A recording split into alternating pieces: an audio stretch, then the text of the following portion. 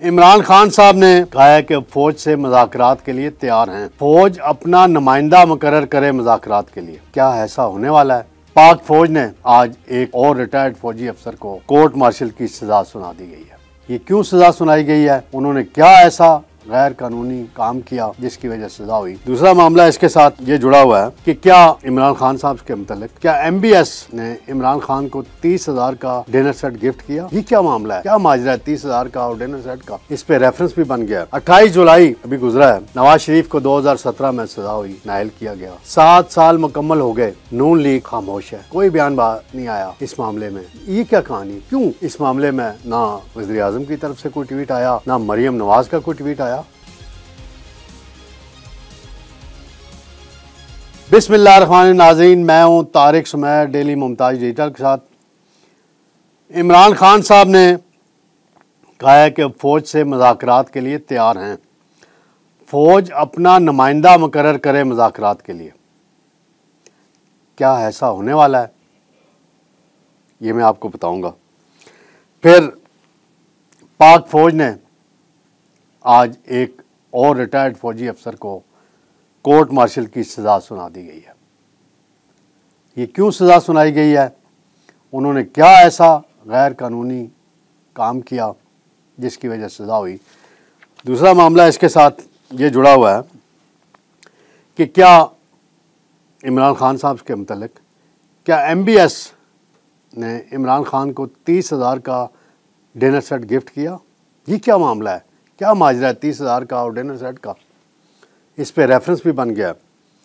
28 जुलाई अभी गुजरा है, नवाज शरीफ को 2017 में सजा हुई, नायल किया गया। 7 साल मुकम्मल हो गए, नून लीग खामोश है, कोई बयान नहीं आया इस मामले में। ये क्या कहानी? क्यों इस मामले में ना वज़ीर आज़म की तरफ से कोई ट्वीट आया, ना मरियम नवाज का कोई ट्वीट आया? ये मैं बताऊंगा क्या माजरा क्या है। सबसे पहले मैं आऊँगा नाज़रीन, इमरान खान साहब का अभी स्टेटमेंट है, वो अदालत में पेश हुए हैं 190 मिलियन पाउंड केस में। तो वहाँ साफ़ियों से गैर रस्मी उन्होंने मुख्तसरन बात की है। मैं कोट एंड कोट बताऊँगा अभी जो उन्होंने कहा है, बाकी मैं अपनी बात ये करूँगा। इमरान खान कहते हैं कि फ़ौज अपना नुमाइंदा मुकर्रर करे, हम मुज़ाकरात के लिए तैयार हैं। उनका हमने फ़ौज पर इल्ज़ामात नहीं लगाए, तनकीद की थी। घर में कोई बिगड़ा हुआ बच्चा हो तो इस पर तनकीद की जाती है। फ़ौज पर तनकीद इस वजह से की थी क्योंकि तनकीद जमहूरियत का हुस्न है। बानी PTI चेयरमैन इमरान खान ने फ़ौज को बिगड़े हुए बच्चे से तशबीह देते हुए कहा कि हमें यह ना बताएं कि फ़ौज ने क्या गलती की है। सुप्रीम कोर्ट ने पहले ही एक फ़ैसले में कहा है जुल्फ़िकार अली भुट्टो को गलत सज़ा दी गई और इस सज़ा के पीछे जनरल ज़िया-उल हक़ का हाथ था। सकूत ढाका के पीछे जनरल ज़िया खान का हाथ था। एक तरफ खान साहब कह रहे हैं फ़ौज से मुज़ाकरात करने हैं, वो अपना नुमाइंदा मुकर्रर करे, दूसरी तरफ बिगड़ा हुआ बच्चा फ़ौज को करार दिया। हालांकि आर्मी चीफ को तो आपकी पार्टी बाप करार देती रही है, बाजवा को और फैज़ हमीद को क्या क्या खिताब देते रहे हैं। अभी एक लाइन ले लें, मुज़ाकरात करने हैं तो फिर अपने बयानात को ज़रा चेंज करें। साथ मुज़ाकरात भी करने हैं, साथ बुरा भला भी कहना है, तो ये दो बातें नहीं साथ साथ चल सकती। अब खान साहब ने अपने पार्टी के 2 रहनुमाओं को जिम्मेदारी सौंपी है, उमर अयूब और बैरिस्टर गौहर को, कि आप फ़ौज की क़यादत से रब्ते करें और फ़ौज के और PTI और इमरान खान के दरमियान जो गलत फहमियाँ हैं उन्हें दूर किया जाए। बैरिस्टर गौहर ने इस बात की तरदीद नहीं की, कहते हैं हाँ जी हम रब्ते की कोशिश कर रहे हैं, रब्ते हो रहे हैं। अब देखते हैं इन रब्तों का क्या नतीजा आगे बरामद होता है। बहरहाल खान साहब एक दिन एक बात करते हैं फ़ौज के मुतल्लिक़, फिर कहते हैं मैंने कहा गैर सियासी हो जाएं, न्यूट्रल से गैर सियासी हो जाएं। तो इस पे बड़ी कहानियाँ चल रही हैं, चलती रहेंगी। इसी से साथ जुड़ा हुआ मैं मामला थोड़ा बयान करता चलूँ, खान साहब के मुतल्लिक़ ही है, फिर मैं दूसरे मौजू पे जाता हूँ। तोशा खाना एक नया रेफरेंस बनाया गया है जिसमें कल रिमांड लिया गया अदालत से, तो अदालत के अंदर बड़ा तल्ख माहौल पैदा हो गया। खान साहब की और प्रोसिक्यूटर हैं नायब के मुजफ्फर अब्बासी, उनके दरमियान सख्त जुमलेबाजी हुई।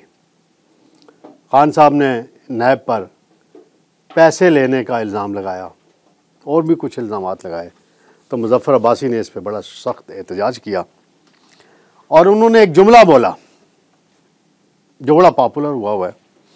वो कहते हैं, खान साहब मैं आपकी ज़ात पे नहीं जाना चाहता, केस पे बात करूँगा, क्या आप ये बताएं कि 30,000 का डिनर सेट आप राजा बाज़ार से मुझे ला के दे दें, मिलता है आप कहते हैं ना।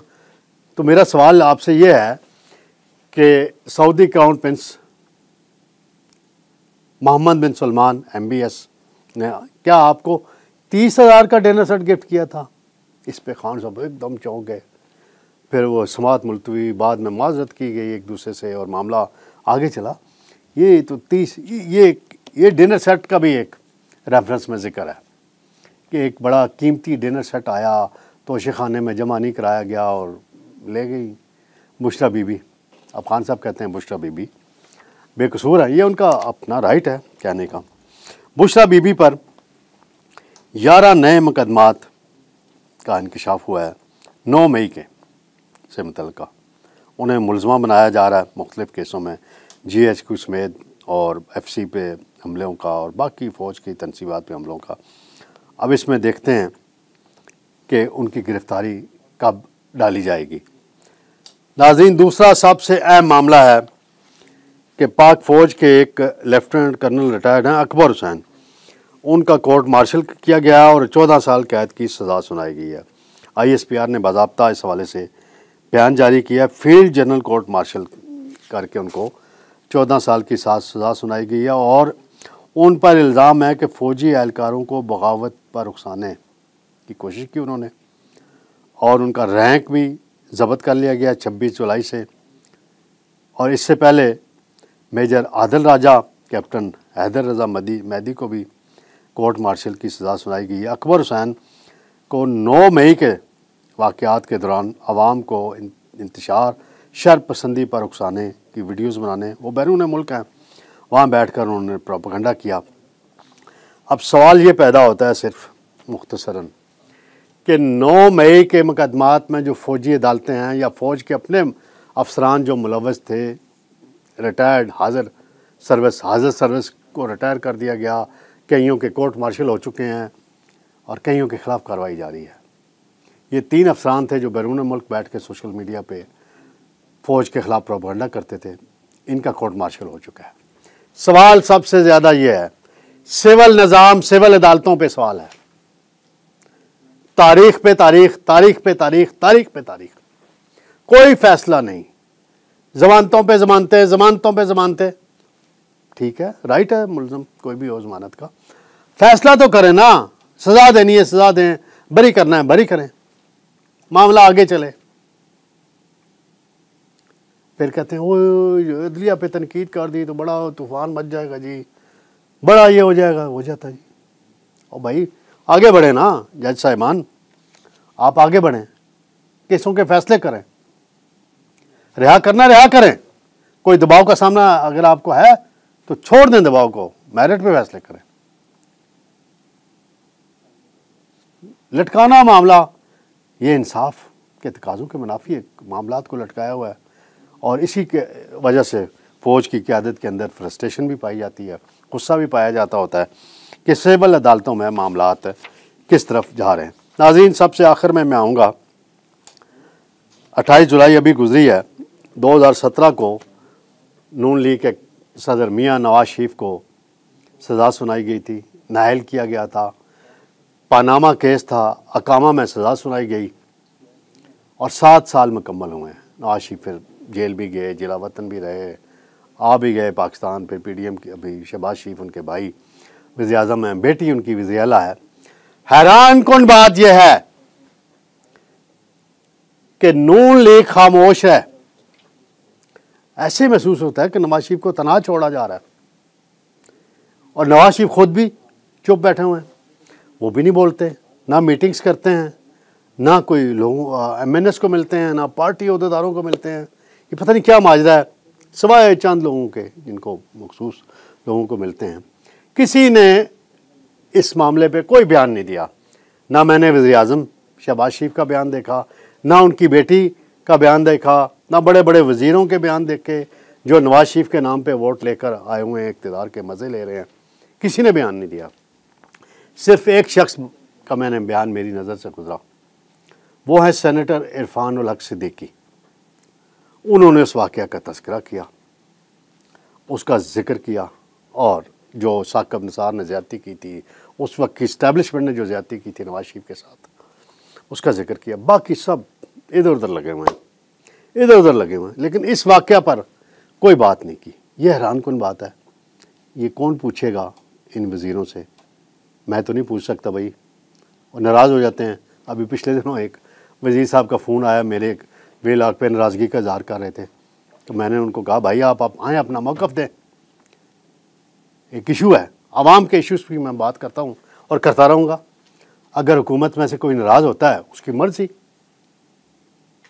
फिर वो वज़ीर साहब नहीं आए मेरे स्टूडियो में, मैंने उनको दावत दी, नहीं आए। मैं आगे चल के उनका नाम भी लेना पड़ा तो ले लूँगा किसी स्टेज पे। तो आवाम के मसले हल करें। IPP का इशू है, बिजली के इश्यूज़ हैं, इसी मसाइल हैं। तो नाज़रीन, इंशाअल्लाह कल मैं आपकी खिदमत में दोबारा हाज़िर होऊंगा। अल्लाह हाफ़िज़।